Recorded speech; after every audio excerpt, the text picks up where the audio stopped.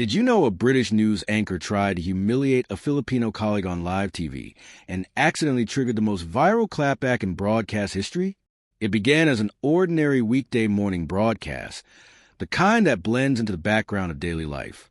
Viewers across continents sipped coffee, adjusted ties, and scrolled through their phones as a global news network went live from London. The studio was polished and pristine, glowing with authority, tradition, and quiet confidence. Nothing about the segment suggested history was about to be made. The topic seemed harmless: how the English language continues to evolve across Asia. Producers expected a calm, academic exchange. The guest was Maria Santos, a Filipino linguist from Manila, invited for her research on global English usage. The host, Oliver Grant, was a respected British anchor known for his crisp accent and commanding presence. The setup was balanced, on paper. Maria appeared on screen with a gentle, professional smile. She sat upright against a neutral backdrop, hands folded, eyes attentive. Her voice was warm and measured as she greeted Oliver, thanking him for the invitation. Millions heard her speak flawless, confident English. But Oliver's reaction told a different story. As Maria finished her introduction, Oliver tilted his head slightly and raised an eyebrow, almost imperceptibly, but not enough to escape the camera. His smile tightened. Then he commented on her English, calling it interesting, stretching the word just long enough to make its meaning uncomfortable. A few awkward chuckles rippled through the studio. The atmosphere shifted instantly. What sounded like casual curiosity carried the weight of judgment. Oliver followed up by asking whether Filipinos truly spoke proper English or simply a localized version shaped by imitation. Behind the cameras, producers stiffened. This was live television. There was no safety net.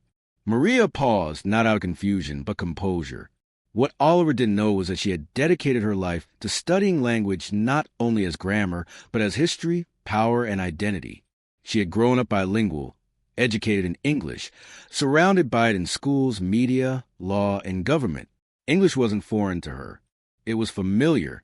She answered calmly, explaining that English in the Philippines was not ornamental or secondary. It was a working language, used in universities, courtrooms, offices, and daily conversation. She spoke clearly, without defensiveness, grounding her words in fact rather than emotion. Oliver leaned back in his chair, smiling toward the camera as if to include the audience in an unspoken joke. He spoke about pronunciation, tone, and deviation from British norms, implying that difference equaled deficiency.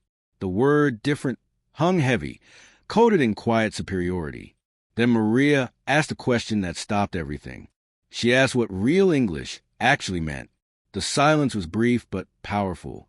She listed British English, American English, Australian English, Indian English, Nigerian English, each distinct, each valid. The idea of a single standard began to crumble in real time. Oliver attempted to regain control by referencing broadcast standards and tradition. Maria gently pushed further, asking who had decided those standards in the first place. She didn't say the word empire, but everyone felt it. History sat in the studio, like an uninvited guest. Maria explained how languages evolve, through trade, migration, colonization, and culture. British English itself, she noted, was shaped by Latin, French, and Norse influences. Filipino English had evolved the same way, molded to reflect Filipino life, values, and rhythm. Adaptation, she said, was not corruption. Oliver tried to lighten the moment with a joke about the Queen's English. Maria smiled softly and replied that even Britain no longer spoke that way. Laughter filled the studio, not mocking, but knowing the power dynamic had shifted. Leaning forward slightly, Maria spoke of everyday Filipinos, taxi drivers, farmers, street vendors, using English not to impress but to communicate. Language, she said, exists to connect people, not to exclude them. As she spoke, live comments flooded social media across the globe. Messages poured in from viewers in Africa, South Asia, and the Caribbean. They recognized themselves in her words. Years of quiet shame about accents and grammar dissolved into pride. The interview was no longer just an exchange. It had become a shared reckoning. Oliver made one last attempt, asking whether Filipino English should be considered merely a dialect. Maria answered firmly that it was evidence English no longer belonged to one nation. She cited millions of daily users. Usage itself, she said, was legitimacy. Applause erupted in the studio, unplanned and overwhelming. Oliver blinked, momentarily at a loss. When he remarked that English no longer seemed owned by the English, Maria looked directly into the camera and said it never was. Language, she said, belongs to those who use it to express truth, identity, and experience. The applause intensified, echoing beyond the studio. Oliver tried to move on, but the moment had already solidified. This was no longer about linguistics. It was about dignity. Within hours, clips of the exchange spread across platforms worldwide. Subtitles appeared in dozens of languages. View counts soared into the millions. Comments praised Maria's grace, intelligence, and restraint.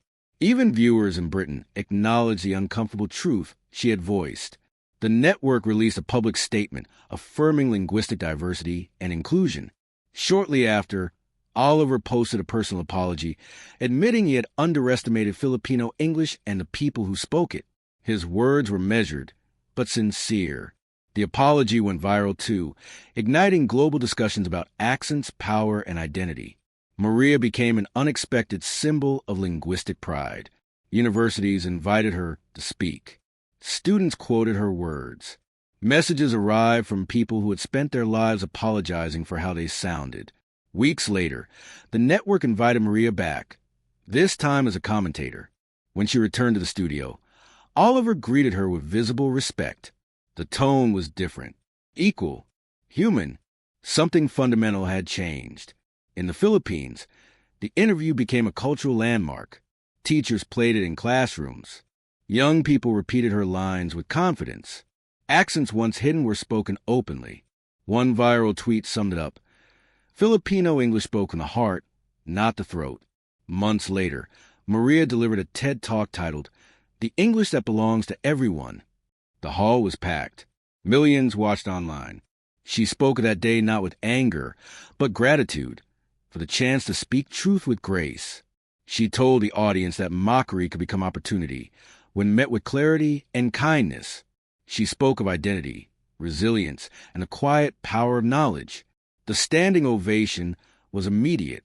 In the front row, Oliver stood first. Years later, the clip still resurfaces whenever someone mocks an accent. The lesson endures. Language is not owned by purity, but by people. On that day, live on air, one woman reminded the world that intelligence is no accent, and the conversation never truly ended.